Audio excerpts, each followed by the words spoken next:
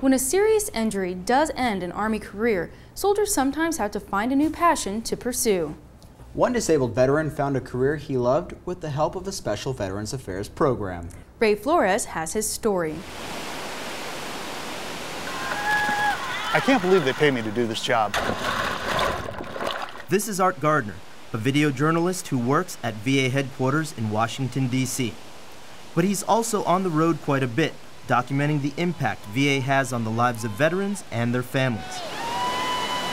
To come out here and to see what it's like and what they go through. Here, he's covering VA's summer sports clinic in San Diego.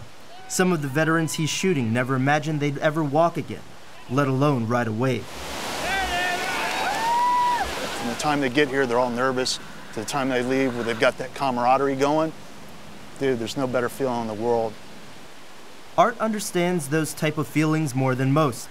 That's because in his former life, Art was a lean, mean fighting machine, an Army Airborne Ranger. I never saw me leaving the military. But one day, the Army life he was building for himself went into freefall. An airborne training exercise gone tragically wrong. I had a fracture in my right femur, my pelvis, my left SI joint, L5, and a closed head injury. They weren't sure if I was going to walk again.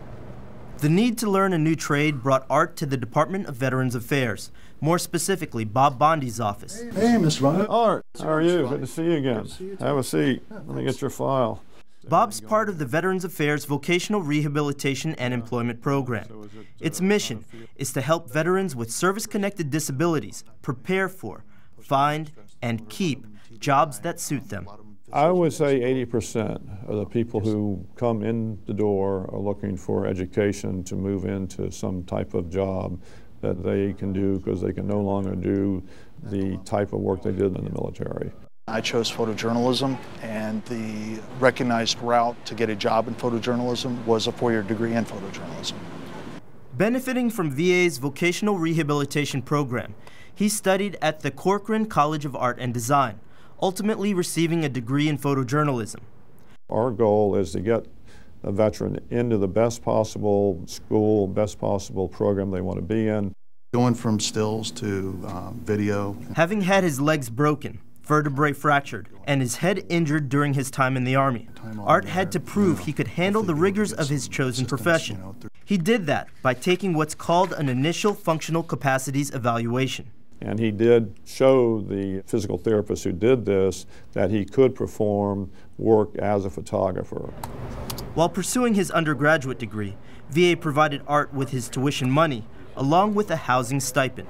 And once a veteran like Art gets his or her degree, the next step is to assist in their job search.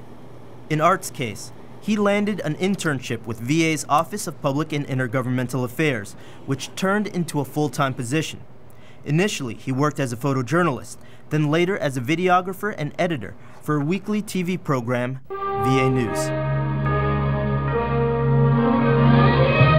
To be honest with you, I think the hardest part about being out here right now is having to be tied to that camera and not going through this stuff with these guys. Because, man, I tell you, my wife sits there and she kicks me every time that I go out to these events and cover them. She's like, why aren't you out there participating?